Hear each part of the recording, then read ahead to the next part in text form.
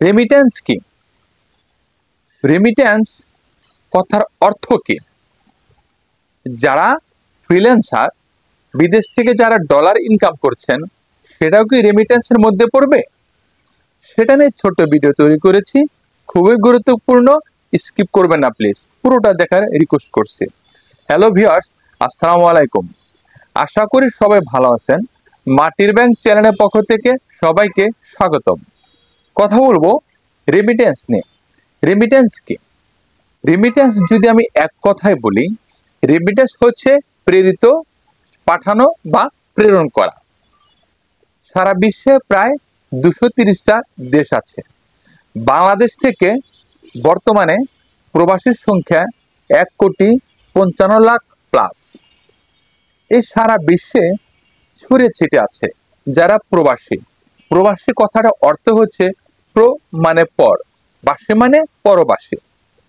যারা উন্নত জীবনের আশায়, যারা জীবনটাকে আর একটু ভালো করার জন্য, নিজের জীবনটাকে উন্নত করার জন্য, পরিবার পরিজন, আপনার প্রিয়জন, আপনার বাবা মা, ভাই বোন, আপনার ওয়াইফ, আপনার স্বামী বা সন্তান সন্ততি সুখে রাখার জন্য, যারা সরকারি বা বেসরকারি ভাবে অনেকে নৌকায় করে বা ট্রলার করে জঙ্গলের ভিতর দিয়ে যারা এক দেশ থেকে অন্য দেশে গিয়েছেন সামান্য জীবনটাকে আরো উন্নত করার জন্য, যারা দিন রাত অক্লান্ত পরিশ্রম করে রোদ বৃষ্টি ঝড় বালু মরুভূমিকে উপেক্ষা করে নিজের জীবনটাকে আরো পরিবর্তন করার জন্য নিজের দেশ ত্যাগ করেছেন, তাদেরকে বলে প্রবাসী।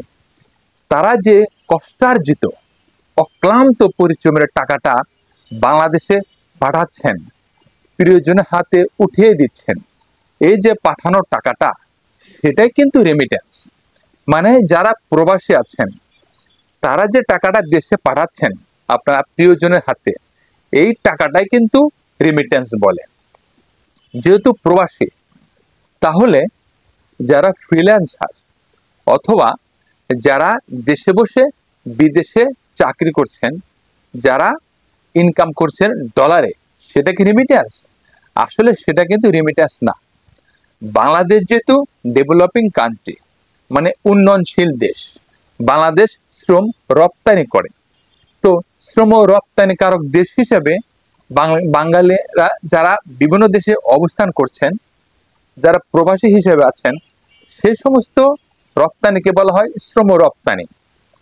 তারা যখন ইনকাম করে টাকা দেশে পাঠান, বাংলাদেশের কোনো সুযোগ সুবিধা না নিয়ে, মানে খাদ্য বস্ত্র বাসস্থান চিকিৎসা চিকিৎসা, এটা কোনো ধরনের সুযোগ সুবিধা না নিয়ে বিদেশ থেকে যে টাকাটা পাঠাচ্ছেন, সেটাই কিন্তু রেমিটেন্স, মানে প্রবাসীদের আয়, যেটা শ্রম রপ্তানি বলা হয়। আর যারা ফ্রিল্যান্সার বা দেশে বসে ডলার ইনকাম করছেন অথবা বিদেশিদের কোম্পানিতে চাকরি করছেন দেশে বসে, সেটা কিন্তু সেবা রপ্তানি। তারা কিন্তু প্রবাসী না। রেমিটেন্স হতে হলে প্রবাসী হতে হবে, মানে প্রেরিত। সংজ্ঞা আছে, যেহেতু কথাই বলেছিলাম যে রেমিটেন্স অর্থ হচ্ছে প্রেরিত বা পাঠানো। তাহলে কে পাঠাচ্ছে? বিদেশ থেকে পাঠাচ্ছেন, মানে যারা প্রবাসী পাঠাচ্ছেন। আর যারা ফ্রিল্যান্সার আছে বা অন্যান্য যারা আছে, যারা ইনকাম করতেছেন দেশে বসে, ডলার হোক ইউরো হোক, যে কোনো কারেন্সি হোক না কেন, তারা যে ইনকাম করছেন, এটা কিন্তু সেবামূলক, মানে সেবা রপ্তানি দিচ্ছেন। তারা কিন্তু রেমিটেন্সের আওতাভুক্ত হচ্ছেন না। আশা করি বুঝতে পারছেন রেমিটেন্স কি। পরবর্তীতে রেমিটেন্স যারা পাঠাচ্ছেন তাদেরকে, মানে প্রবাসীদেরকে কেন রেমিটেন্স ফাইটার, রেমিটেন্স যোদ্ধা বলা হয়, এটা নিয়ে কথা বলবো। পরবর্তীতে কথা বলবো রিজার্ভ সংকট হলে বাংলাদেশের কি কি সমস্যা হতে পারে, রেমিটেন্স না পাঠালে বাংলাদেশের কেন এত সমস্যা, সেসব নিয়ে আমি পরবর্তীতে কথা বলবো। সেজন্য মাটির ব্যাংক চ্যানেলের সাথেই থাকুন। ভালো থাকবেন। পরবর্তীতে আরো সুন্দর সুন্দর ভিডিও নিয়ে কথা বলবো, ব্যাংকিং অ্যাক্টিভিটিস রেমিটেন্স নিয়ে কথা বলবো। আজ এ পর্যন্তই। আল্লাহ হাফেজ।